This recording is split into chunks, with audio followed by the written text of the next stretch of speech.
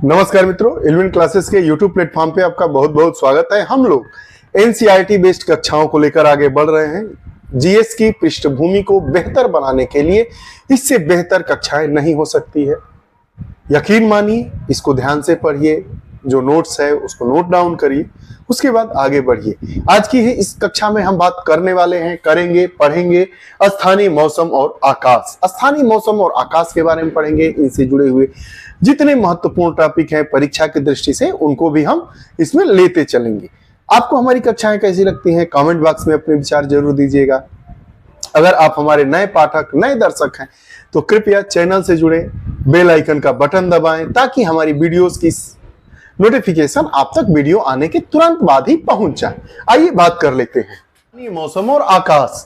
स्थानीय मौसम और आकाश वाले इस टॉपिक में हम बात करेंगे मौसम किसे कहते हैं, जलवायु से क्या अभिप्राय है, मौसम और जलवायु के मूलभूत तत्व कौन कौन से हैं, तापमान क्या होता है, वायुमंडलीय दाब किसे कहते हैं, पवन की दिशा और गति कैसे निर्धारित होती है, आर्द्रता।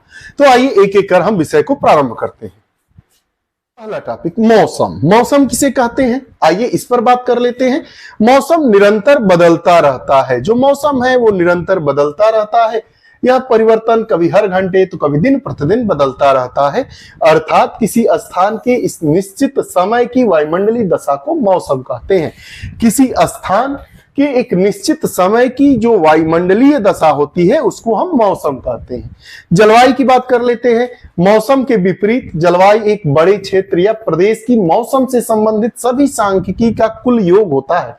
अर्थात मौसम की विविधताओं और विषमताओं का औसत जलवायु कहलाता है। मौसम की विविधताओं और विषमताओं का औसत जलवायु कहलाता है। मौसम और जलवायु के मूल तत्व कौन कौन से हैं? मौसम और जलवायु के मूल तत्व एक समान है, जो निम्नवत हैं: तापमान, आर्द्रता, वर्षण, बादलों का आवरण, धूप, वायु दाब और पवन। मौसम और जलवायु के मूल तत्व एक समान है। क्या क्या है भाई? तापमान हो गया, आर्द्रता हो गया, वर्षण हो गया, बादलों का आवरण हो गया, धूप हो गया, वायु दाब और पवन। आइए आगे बात करते हैं। तापमान, वायु के तापमान को मापने वाले यंत्र को तापमापी कहते हैं। इस यंत्र में जिस द्रव का उपयोग किया जाता है पारा या अल्कोहल होता है। मतलब तापमापी मतलब वायु के तापमान को नापने के लिए जिस यंत्र का प्रयोग किया जाता है उसको तापमापी कहा जाता है। ताप मापने वाला।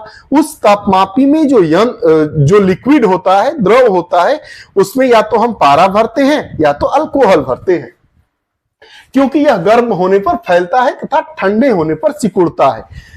परिणाम स्वरूप तापमान के अधिक होने पर कांच की नली में द्रव ऊपर अधिक सिकुड़ता है, ऊपर चढ़ता है, और तापमान कम होने पर नीचे उतरता है। तापमान के मापक दो प्रकार के होते हैं, सेल्सियस और फारेनहाइट। यह कह रहा है कि वायु के तापमान को जिस यंत्र से मापा जाता है उसको तापमापी कहते हैं।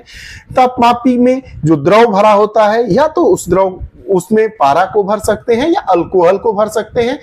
पारा या अल्कोहल को तापमापी यंत्र में भरने के पीछे का यह एक कॉन्सेप्ट है कि गर्म होने पर, तापमान बढ़ने पर यह ऊपर चढ़ता है, मतलब फैलता है, और तापमान कम होने पर यह सिकुड़ता है, जिससे हम पता लगा सकते हैं कि शरीर का तापमान या वायु का तापमान बढ़ रहा है या घट रहा है। उसके बाद जो तापमान होता है उसको हम दो तरीके से, उसका दो पैमाना होता है, दो प्रकार के मापक होते हैं। एक का नाम सेल्सियस होता है, दूसरे का नाम फारेनहाइट होता है। सेल्सियस और फारेनहाइट, यह नाम इनके आविष्कार के नाम पर रखे हैं। भारत में तापमान को सेल्सियस में मापा जाता है। तापमापी एक कांच की नली होती है जिस पर असंकित मापक बना रहता है, जो तापमान को पढ़ने में मदद मिलता है। ऐसे तापमापी होता है, आप तो देखे ही हैं, इधर एक नुकीला होता है, इस पर ऐसे ऐसे ऐसे ऐसे ऐसे ऐसे बने होते हैं, उस पर नंबर लिखे रहते हैं। इसमें एक द्रव भरा होता है, या पारा या अल्कोहल। ठीक, इस तापमापी में समुद्र तल पर बर्फ का गलनांक या जल का हिमांक से तथा जल का क्वथनांक 100 डिग्री सेल्सियस होता है। किसी भी स्थान का तापमान निरंतर बदलता रहता है। अर्थात किसी स्थान के एक दिन 24 घंटे में आलेखित अधिकतम और न्यूनतम तापमान के अंतर को दैनिक तापांतर या ताप परिसर कहते हैं। 24 घंटे के अंदर जब एक बार अधिकतम तापमान होगा और एक बार न्यूनतम तापमान होगा, उसके अंतर को हम क्या कहते हैं? ताप परिसर कहते हैं या दैनिक तापांतर कहते हैं। किसी स्थान के एक दिन के अधिकतम तथा न्यूनतम तापमान के योगफल को 2 से विभाजित करके उस दिन के औसत तापमान या मध्य तापमान का पता चलता है। इस प्रकार एक माह के अधिकतम और न्यूनतम तापमान से मासिक तापांतर निकाला जा सकता है। वार्षिक तापांतर की भी गणना इसी प्रकार से की जाती है। मतलब अधिकतम तापमान ले लिए, न्यूनतम तापमान ले लिए, दोनों को जोड़ दिए, 2 से भाग दीजिए, एवरेज निकालने का जो फार्मूला होता है, इसी से हम टेम्परेचर का औसत तापमान भी निकालते हैं, मासिक तापमान भी निकाल लेंगे, वार्षिक तापमान भी निकाल देंगे। औसत की बात कर रहा है।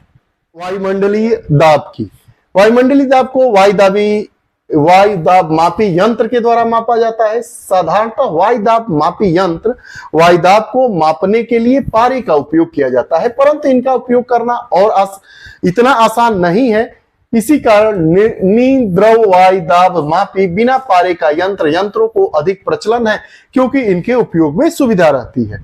निद्रव वायु दाब मापी की सहायता से एक और यंत्र बनाया गया है जिसे वायु दाब लेखी कहते हैं। इसके द्वारा वायु दाब में परिवर्तन का आलेखन होता है। वायु दाब में परिवर्तन का आलेखन किस यंत्र के द्वारा होता है? तो वायु दाब लेखी के द्वारा होता है। आगे बात कर लेते हैं पवन की दिशा और गति।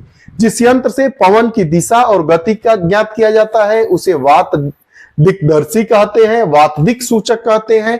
वात दिक्दर्शी के तीर की नोक सदैव उस दिशा की ओर रहती है जिस दिशा से पवन आती है।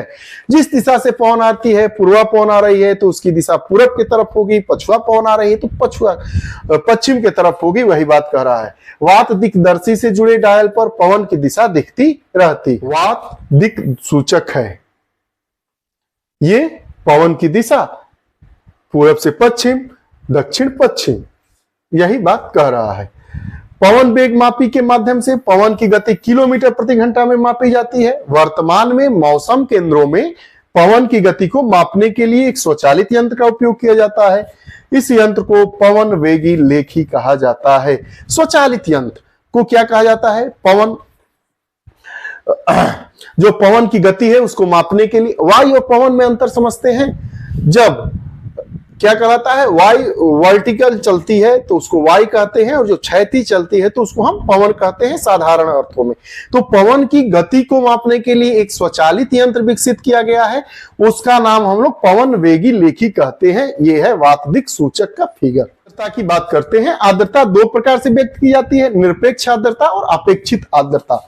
निरपेक्ष आर्द्रता का अर्थ है कि वायु के एक दिए गए आयतन में जलवाष्प का कुल भार प्रायः ग्राम प्रति घन मीटर वायु में व्यक्त किया जाता है।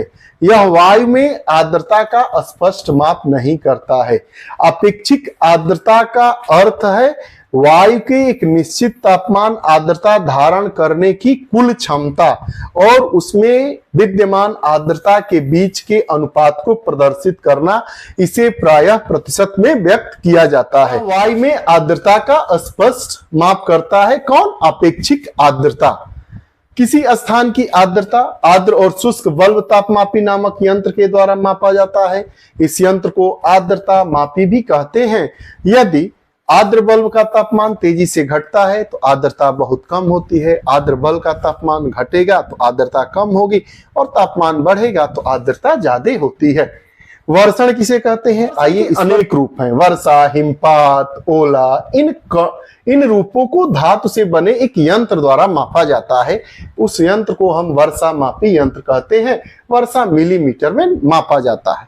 बात कर लेते हैं रात्रि आकाश के बारे में। बादल रहित आकाश में असंख्य तारे तो दिखाई देते ही हैं। इनमें कुछ चमकीले तो कुछ उतने चमकीले नहीं होते हैं। कुछ तारों के समूहों में दिखाई पड़ते हैं। इन तारों के समूहों को तारा मंडल कहते हैं। आकाश में अनेक तारा मंडल हैं। इनमें से कुछ को आसानी से पहचाना जा सकता है। इसमें से एक है सप्तर्षि तारा मंडल। यह 7 तारों का समूह है। इस तारा मंडल के अग्रभाग में 2 तारे हैं जिन्हें संकेतक कहते हैं। यह सदैव ध्रुव तारे की ओर संकेत करते हैं। ध्रुव तारा अपेक्षाकृत चमकीला तारा है। यह सदैव उत्तरी ध्रुव के ऊपर चमकता रहता है। सप्तर्षि मंडल की स्थिति समय समय पर बदलती रहती है, लेकिन ध्रुव तारा सदैव उत्तरी गोलार्ध में उत्तर दिशा की ओर संकेत करता रहता है। इस प्रकार उत्तरी गोलार्ध में रात के समय भी बादल विहीन आकाश में ध्रुव तारे को देखकर उत्तर दिशा का पता लगाया जा सकता है। ध्रुव तारा उत्तर दिशा में होता है तो इसलिए हम उसे दिशा के रूप में भी उसका हम प्रयोग कर सकते हैं। इस कक्षा में हम बात किए स्थानीय मौसम और आकाश। स्थानीय मौसम और आकाश के बारे में हमने बात किया। आर्द्रता क्या होता है, वर्षा मापी यंत्र क्या होता है, वायुदाब मापी क्या होता है, दिशा दिक्सूचक यंत्र क्या होते हैं, इन तमाम मुद्दों पर हमने बात कर लिया। आपको हमारी कक्षाएं कैसी लगती है कृपया कमेंट बॉक्स में अपने विचार जरूर दीजिएगा। पुनः नई कक्षा के साथ उपस्थित होंगे, तब तक के लिए बहुत बहुत धन्यवाद। नमस्कार।